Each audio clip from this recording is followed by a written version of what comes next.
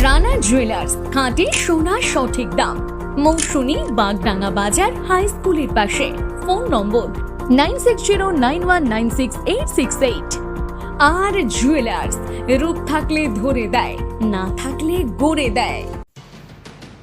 শনিবার গভীর রাতে পাথর প্রতিমা থানার কামদেবনগর এলাকায় এক বৃদ্ধার বাড়িতে আগুন লাগার ঘটনায় চাঞ্চল্য ছড়ায়।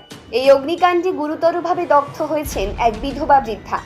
তাকে আশঙ্কাজনক অবস্থায় হাসপাতালে ভর্তি করা হয়েছে। পুলিশ ও স্থানীয় সূত্রে জানা গিয়েছে, রবিবার রাত আনুমানিক 1:30 নাগাদ হঠাৎ ওই বৃদ্ধার বাড়িতে আগুন লাগে। প্রাথমিক তদন্তে অনুমান করা হচ্ছে, রান্নার আগুনের ছাই থেকে আগুনের সূত্রপাত হতে পারে। ধীরে ধীরে সেই আগুন বাড়ির বিভিন্ন অংশে ছড়িয়ে পড়ে। ঘটনার সময় বৃদ্ধা বাড়িতে একাই ছিলেন।